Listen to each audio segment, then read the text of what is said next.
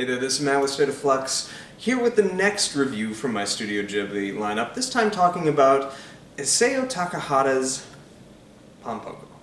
Pom-Poko is an interesting film because of a couple of reasons, but the first one I want to address is the Takahata of it all. He has been known, at least in the early part of the Ghibli lineup, to make incredibly grounded, desensationalized anime films. And they have this authentic, real, lived-in quality, whereas the more mysticism and the sensationalism belonged mostly to the Hayao Miyazaki of the Ghibli team. And it was almost as if Takahata took that as a personal challenge and decided to take his partner, Miyazaki's approach to filmmaking and apply it to his code of ethics and his worldview. And because of that, you get this really interesting film. Pom-Poko is incredibly interesting and especially down to its structure. It feels like a documentary in presentation, and certainly in the beginning, when you're following a bunch of raccoons, or tanuki. They're raccoons in the English dub, but tanukis that have been displaced by urban development. And it's a sincere look at the casualties of urban development, the displacement that puts on other creatures. And you're following that journey with the tanuki, but you're also following their engagement with how the world around them has displaced them and what they take as positives and negatives. They take and what they perceive as such is kind of interesting and different, and not all that dissimilar from the human perspective of that all. And all of that is really rich and emotionally complex and just exceptional food for thought. But here, for me as a Westerner, all I can do is look at the balls. And that's the other thing I wanted to just briefly touch on. We're going to briefly touch on some balls. I was not expecting, when I put this movie on at 5 in the morning before I went to work, to see anatomically correct raccoons or tanukis. And I was kind of shook when I saw that. But then when they developed magical powers, the scene that really did it for me was when the old professor, the nutty professor if you will, is talking to his class and excuses all the girls from the lesson, and they all have to leave, and the boys are left to sit there, and they're like, "Why are we here?" And he's like, "I would like you to examine the red blanket that we've all been having this lesson on." And he's like, "It's actually my raccoon pouch." And then all of a sudden it starts undulating and moving, and then it shrivels back up into himself. And I was like, am I actually awake, or am I having some kind of weird-ass fever dream? I had no idea what was happening or what was going on, and it sent me down this rabbit hole of the fact that the English dub mistranslates them. They are not raccoons, they are tanukis. Tanukis are real living creatures. They're raccoon dogs, body of a dog, basically head of a raccoon. And they also are rich in Japanese folklore, so much so that everybody in Japan would recognize them. And when you do look at their pictorial form in Japanese literature or myth and whatnot, they're often drawn with a set of anatomical correctness, and oftentimes they're sitting on it and using it as like a stool and whatnot. And upon researching it further, like they'll like transform it into a boat and then ride it and stuff like that, sail across the sea on their testicles. But for me as a Westerner, I was shook at 5 in the morning. And my Google search history has got to look really weird now. But that being said, once I was able to recalibrate myself. I was really genuinely invested in this film. That just has this one incredibly weird element that the Eastern viewers or Japanese viewers of this film are gonna be like, what is this dude talking about this for so long for? It's just like, this is just what it is, it's natural. And yeah, it's just not to me, so this was just incredibly unusual in my children's film. That said, as I say, I really was interested and invested in the messaging that he was trying to make.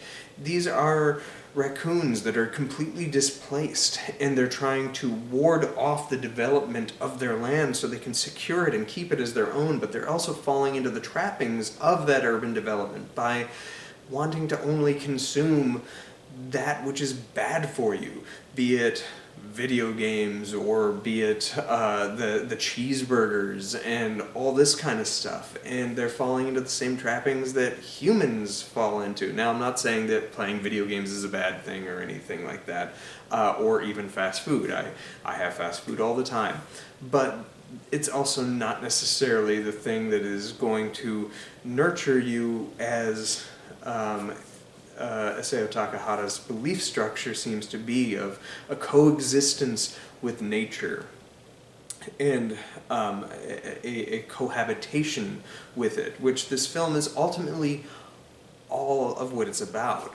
There are some exceptional scenes of humor, some great beats of action, and some really thrilling moments of like soft children's introduction to horror.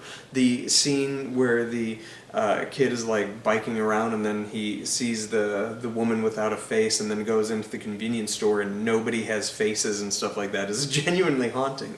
Or the parade of spirits and ghostly things that is happening in town. That scene is exceptional. There's a lot of great animation all throughout, and the real looking tanukis that are just drawn to perfection, that match their environment around them as real and lived in, and has that air of authenticity that is a trademark of Isao Takahata's, but then how it transforms into more cartoonish looking tanukis and whatnot. That's also really kind of interesting and compelling. This is really, really neat looking film, and it has, as I say, a really interesting story to tell. I went into this journey through the Ghibli lineup as a hardcore fan of the works of Hayao Miyazaki, and I don't think that will ever go away. But I was kind of dismissive of Isao Takahata. I had known he had directed several of these films, and I'd seen one or two of them. This was my first time viewing Pompoko. But I'd seen Grave of the Fireflies a number of times, and I think it's a masterpiece. I wrote off Only Yesterday as being like that weird kind of real-world reminiscence movie. But as I'm going through in order of operations of release for these films, I'm finding that my love for the Miyazaki stuff is still there. I absolutely adore it. Castle in the Sky, Kiki's Delivery Service, these are genuine masterpieces. But I'm being much more stimulated by all of Takahata's work. And I'm looking forward to watching, I think he only has 2 to 3 more films in the Ghibli lineup, and I'm really, really excited to get there because I haven't seen any of his other films. And so I'm really, really excited to brush up against these other ones and see if they're as phenomenal as these 3 films were. Grave of the Fireflies is like an unyielding masterpiece. And I think Only Yesterday, which I had written off, was a mistake because that movie is gloriously rich. You just have to be able to engage with the film on the same level. And I think that's what his movies are. They kind of ask you to work with them at the same time, whereas Miyazaki's films are much more pure entertainment. And yes, you get like his worldview thrown at you. You get his substance. They're not substanceless films at all. You get quite a bit of message whipped at you, but it's in completely digestible, easily consumable portions that really work for a Western audience. And I think that's why he kind of takes the cake here and is the best known anime filmmaker stateside. But Takahata asks a lot more of you, and he feels much more like an older style of filmmaker, more akin to the more complex works of Akira Kurosawa, your Matadeos, your Kirus. And I feel like his films fall in that same lineup. And so, yeah, he's becoming weirdly one of my favorite filmmakers. Takahata is phenomenal, and I can't wait to get to. I think his next one that he directed is My Neighbors the Yamadas, which I've never seen, and I never chose to watch that movie because I was not impressed with the animation style. But I don't care about that. I want to see what he has in store for me with that. Anyway, the next movie in the Ghibli lineup is going to be one that I loved back when I first saw it, and it's been about 10 years since I've watched this movie, so I'm really, really excited to re-engage with it, and that is Whisper of the Heart.